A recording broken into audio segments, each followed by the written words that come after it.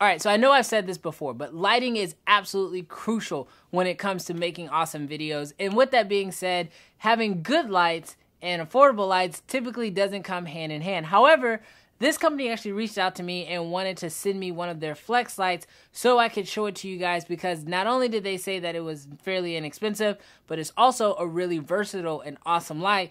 And you know what? I kind of wanted to see for myself.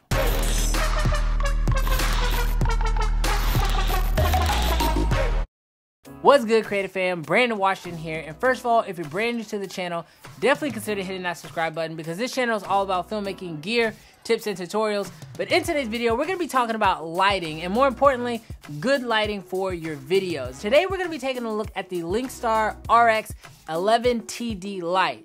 Now, this is a flex panel light that, in my opinion, I was not really expecting to be as good as it is, but it actually shocked me quite a bit. Now, jumping straight into the awesome things about this light, first of all, it is a bi-color light, which means that it has a color temperature that ranges anywhere from 3000 to 5600 Kelvin. On top of that, it also can either be wall powered or it can be V-mount powered, and it actually has the bracket built directly into the power supply. And last but certainly not least is the fact that this is, as I said already, a flex light.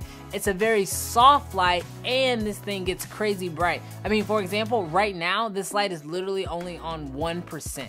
Now, personally, when it comes to my YouTube videos, I primarily use the Aperture 120D. That's pretty much been my go-to light for almost everything. Even when I go do commercial and production type work, that is the light that I always take out. However, flex lights definitely have their purpose on productions and even in YouTube. One of the biggest benefits is the fact that they can be folded and kind of be just maneuvered, rolled up, kind of put into other situations that definitely the Aperture 120D could never be put in. On top of that, if you have something like gaff tape, you can then attach this light to almost any surface. I mean, that's one of the nice things about this light, is because of, one, how thin it is.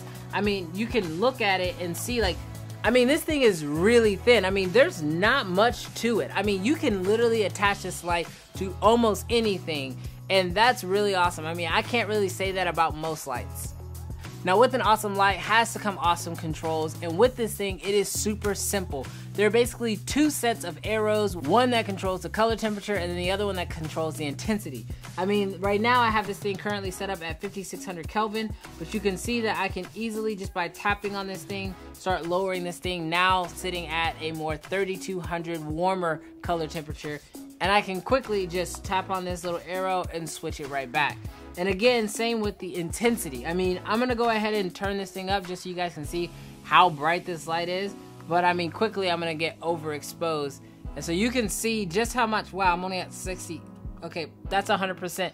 That's too much. I'm gonna turn that down. That's way too bright. I'm seeing spots. This light literally is a phenomenal light.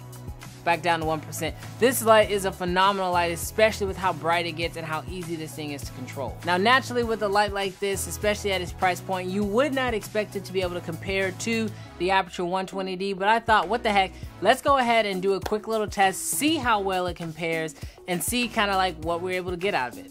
Okay, so for this test, to compare this up against the 120D, we're gonna just make some minor modifications really quick, so that way I can go ahead and show you guys what this will look like compared to the 120D.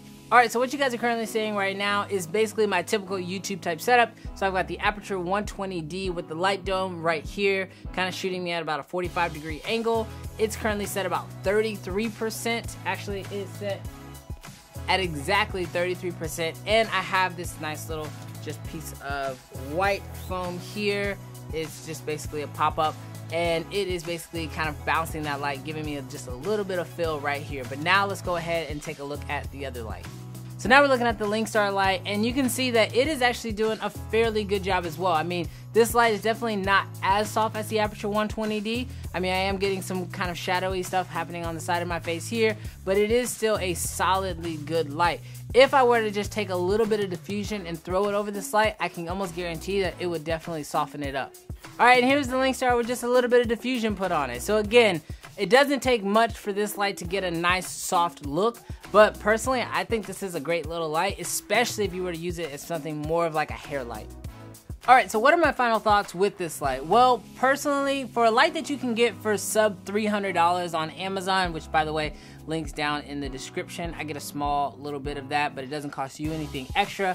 But for a light that cheap, this thing does a phenomenal job. I mean, I was really surprised, one, with how bright this light is. On top of that, how soft this light is compared to something like the Aperture 120D. Also, because of how this light is set up, it's very easy to add it into any existing kit. I mean, it comes with the brackets that it needs. It comes with the power supply that it needs. Like I said, it can be run off V-mount batteries or directly off the wall. So no matter what other lights that you have, whether you're deciding to use this as a key or use it as a fill, a background light, a practical light, really any type of scenario, this is an awesome light that you can easily add to whatever kit you're already using. Now, as great as this light is, there are a few little cons that I do want to at least point out. The first is the fact that the power supply is very big and bulky, which does kind of eliminate some of the places that you can mount this.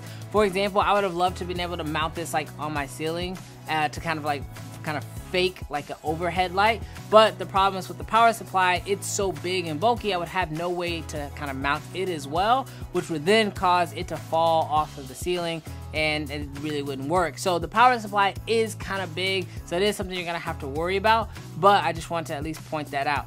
The other thing that I didn't necessarily like about this light is the entire cabling system. I mean, this thing has cables all over the place and they are a little long and they can definitely get in the way. And as some of you guys may know, I'm not very good at cable management. So if you're not good at cable management, these cables will drive you nuts. But if you can do, zip ties or whatever you got to do to get the cables under control, it's an easy fix, but it is at least one that I wanted to point out.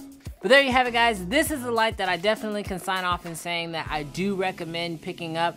If you thought this video was helpful, give it a big thumbs up. Also, if you haven't already, definitely consider hitting that subscribe button because like I said, you're not going to want to miss any of the videos I have dropping on this channel. We've been dropping videos almost on a daily basis at this point, so I really appreciate all the love and support you guys have been giving me down in the comments. And if you have any extra questions, you can leave those down there as well. But until next time, I'll catch you guys in the next video.